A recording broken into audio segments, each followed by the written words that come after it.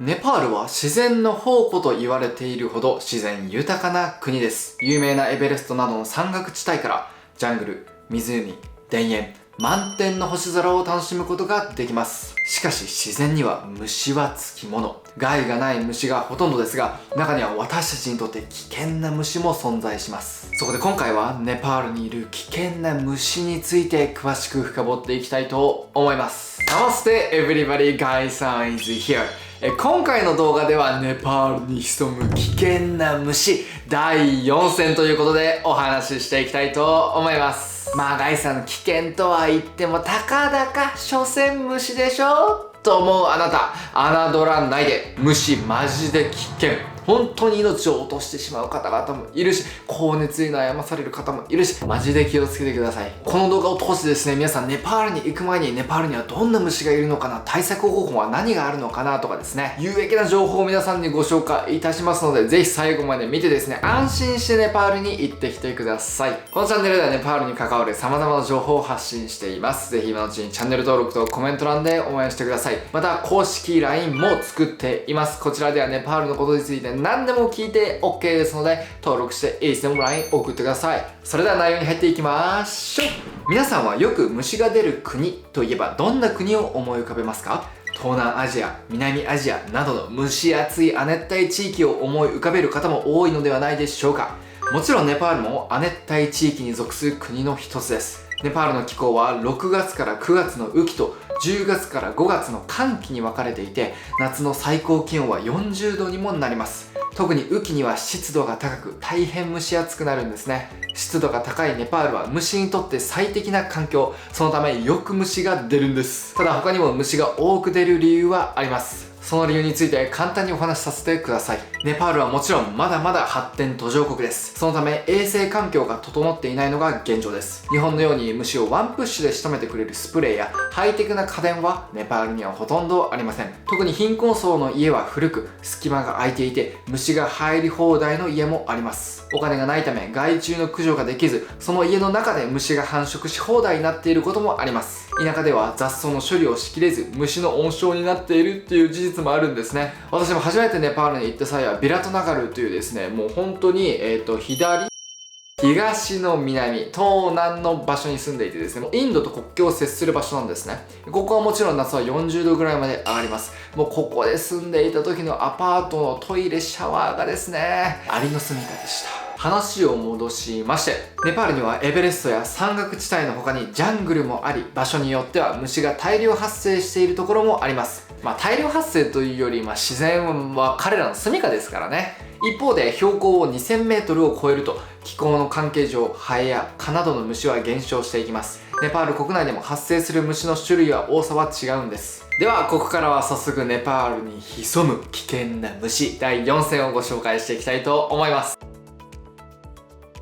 危険な虫、まず1つ目はダニです。ダニと思われるかもしれないんですけど、これがね刺されるととっても厄介なんですよね。日本ではあんまり感じないですよね。ダニがいる布団とかあんまないですよね。ダニはネパールの田舎や古い家のベッドによく現れます。ダニに刺されると痒くなるだけではなく、ツツガムシ病という病気を発症する恐れもあります。ツツガムシ病はネパール国内でも1年間に数人の死者が出ます。症状は頭痛と発熱のため、病院へ行っても誤診されてしまうケースもあるそうです。ツツガムシ病の他にもダニアレルギーがある方はアナフィラキシーショックを起こすこともあるので特に注意しましょう。また同じダニの仲間でバックパッカーを昔から苦しませるナンキンムシというダニの仲間がいます。ナンキンムシは目に見えるほどの大きさなので仕留められれば大丈夫です。しかし1匹入れば何匹もいると言われています。また隠れるのがとっても上手で全て仕留めたと思っていても夜中にコソコソっとベッドに忍び込み人の血を吸います。ナンキンムシに刺されると蚊の10倍かゆいと言われています。紹介してるだけでゾッとするわ。ダニに刺されないようにする対策としては、田舎や安い宿に泊まるときはダニ予防シーツを敷いて寝る、ダニよけのスプレーをベッドに撒くなどが挙げられます。でも本当にダニ予防シーズンはですね、結構根が張るんですよね。なので代替案としてダニはツルツル滑るところも苦手とします。レジャーシートなどを日本から持って行って、ベッドの上に引いて寝るっていうのも一つの手ではあります。またもし刺されてしまった場合は、その宿泊している施設、ホテルまたは、ホームステイの方々にすぐに伝えましょう。これがもしホテルだった場合、そしてお金をしっかりと払っている場合はですね、ホテル代がなくなるとかっていうね、保証もあるところもありますので、ぜひ恥ずかしがらず伝えてください。またはスーツケースが開けっぱなしの場合や布のリュックの場合は、ダニが入り込んでいる可能性がめっちゃ高くなります。ダニは熱に弱いので、天日干しをしたり高熱の乾燥機に入れることが大事です。ここでポイントなのが、洗濯だけをしてもダニの卵が張り付いている可能性があるということです。ここはですね、結構大変なんですけども、天日干しをしてですね、しっかりと除菌をしていってください。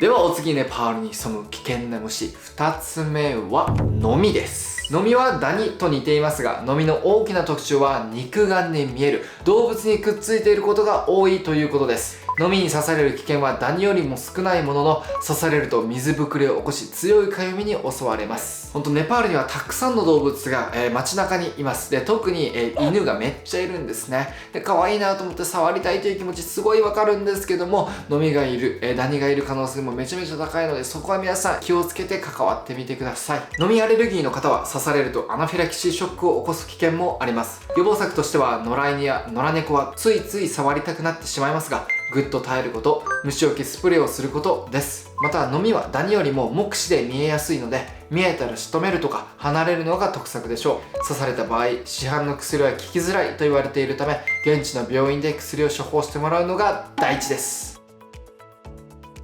では後半戦参りましょう。ネパールに住む危険な虫、3つ目は蚊です。特にネパール南部のタライ平野は降水量も多く、蚊が大量発生します。はい、先ほどご紹介したビラトンナガル、あそこはもう蚊がめちゃめちゃ出るんですね。しかも、蚊のサイズが、日本にいる蚊のサイズの 2,3 倍でかいです。例えばね、日本がこんぐらいだったとしたら、ネパールこんぐらいの差になりますね。マジでかいっしょ。雨季の8月が最も多くの蚊が発生しますので、タライ平野付近に行く際には防蚊対策は必須です。またネパールの蚊にはマラリアやデング熱の危険性もあります。マラリアとかデング熱って聞くとギョッとしてしまいますが、ネパールのマラリアはですね、年々患者数が減少していて、年間患者数が1000人前後ほど、ほとんどが3日熱マラリアで、重症化すると言われている熱帯熱マラリアは 10% 未満です。カトマンズは標高 2000m 以上のトレッキングコースでは気温も低いということもあり、蚊があまりいないのでマラリアの感染リスクも低いでしょう。また先ほど挙げた通り、ネパールの蚊には他にも日本脳炎、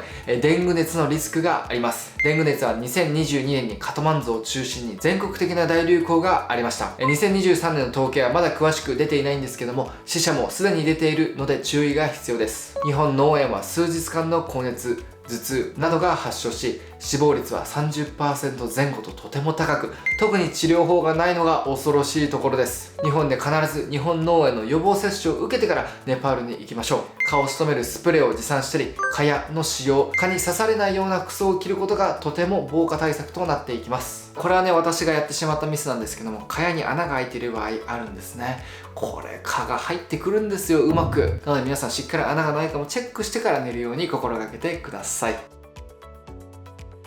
では最後、ネパールの危険な虫4つ目はヒルです。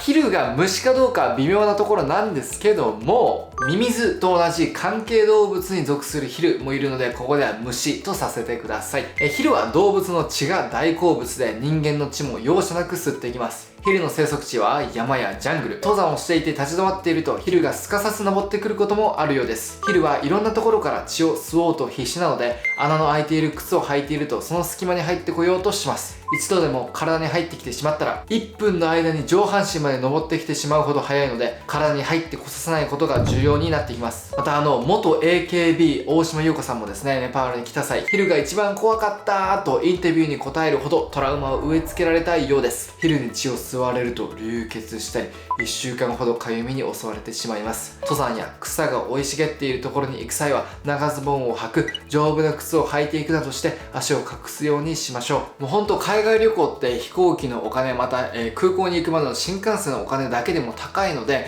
もうなるべく他のものにお金を使わないように行こうって考える方もめちゃめちゃいるし、私もその一人です。ただ、体を守るところにですね、お金をかけてあげないと、せっかく、現地に行ったのにあっちで体調を壊してしまうなんていうことに、なってしまうんですね。皆さんにはそんな経験をしてほしくないので、しっかりと予防対策完璧にして行ってきてください。また番外編になるんですけども、帰省中にもお気をつけください。帰省中は主に水や食べ物から感染します。症状は激しい腹痛や激しい下痢、嘔吐が続いていきます。ネパール国内でも下痢感染症で命を落としている方が多く、ネパールの国民の死因トップ10にも入るそうです。対策としては、生水、生物、生野菜は食べないことです。生活に慣れてくると水を買うのが面倒になってきたなぁと思う人もいると思うんですが、感染症を起こさないためにも安全はお金で買うようにしていきましょう。はい、ここまでネパールに潜む、危険な虫についてご紹介してきました。ネパールに危険な虫がいるということは分かった上でですね、でもそこまで、過度に心配する必要はもちろんありません。紹介した最低限の対策をしていただければ全然大丈夫ですし、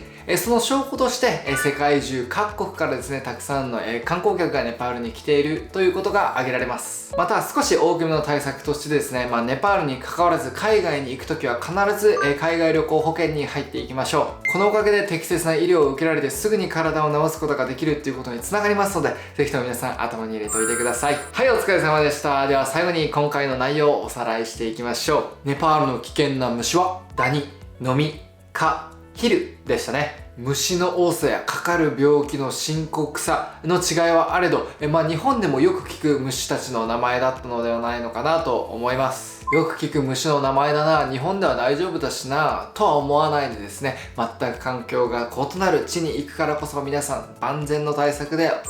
きてください。このチャンネルでは皆さんの知らないネパール情報をこれからもどんどんと発信していきたいと思っています。ぜひチャンネル登録の方とグッドボタンで応援してください。またコメント欄の方ではですね、皆さんが嫌いな虫などについてもお話ししてくれると面白いかなと思います。また公式 LINE の方も概算の作ってありますので、ネパールのことなら何でも聞く放題となっています。ぜひ登録していつでもメッセージ送ってください。それではまた次の動画でお会いしましょう。ナマステ。And please subscribe our channel and press like also. Share our video also. Bye.